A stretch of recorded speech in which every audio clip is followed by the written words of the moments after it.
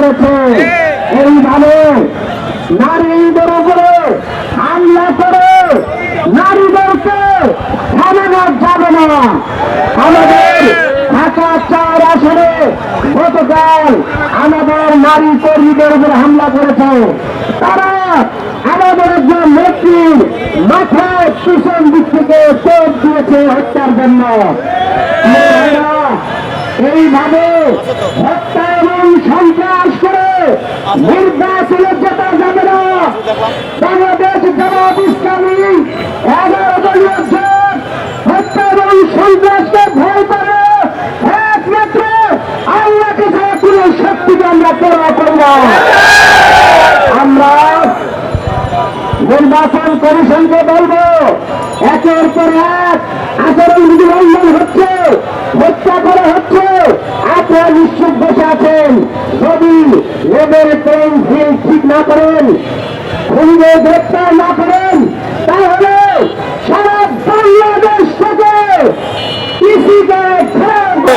নির্বাচনী ইস্তেহারের যে বিষয় নিয়ে যে বাংলাদেশ জামাতে ইসলামের যে নেতা ছিলেন, যে শেরপুর 3 আসনের যে ঝিনাইদহ শ্রীপুর উপজেলার যে একজন উপজেলার জামাত সেক্রেটারি ছিলেন, সেই শহীদ রেজাউল করিমকে তারা নৃশংসভাবে হত্যা করা হয়। সেই জামাত ইসলাম কিন্তু আজ বাইতুল মোকাররম উত্তর গেট পাশ হয়ে কিন্তু সেই মিছিলের ইসলামী সহ 11 লক্ষ জুড়ে কিন্তু এখানে উপস্থিত আছেন। তবে তারা বলছিলেন যে তাদের যে দাবিটি করেছে, কিন্তু যে বিক্ষোভ সত্ত্বেও এখানে পুলিশ প্রশাসন থাকা সত্ত্বেও তাদের সহকর্মীকে হত্যা করা হয়েছে। সেই হত্যা 24 ঘন্টা পার হয়ে যাচ্ছে, এখন পর্যন্ত কোনো পদক্ষেপ নিচ্ছে না। সেই দ্রুত বিচার দাবিতে কিন্তু সেই বিক্ষোভ মিছিল বের হয়েছে। তবে দাবি হচ্ছে যে সেই হত্যাকাণ্ডের সাথে যারা জড়িত আছে তাদেরকে কিন্তু নির্বাচন ইস্তাহারের মধ্যে কিন্তু তাদেরকে প্রার্থী হিসেবে বাতিল করা ঘোষণা হয়েছে। তবে সেই নির্বাচন ইস্যু এখন পর্যন্ত কোনো পদক্ষেপ নেই।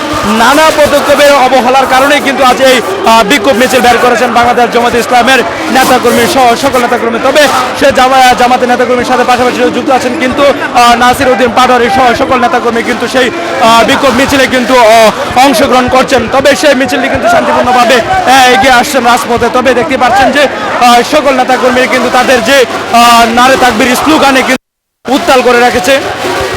তবে তাদের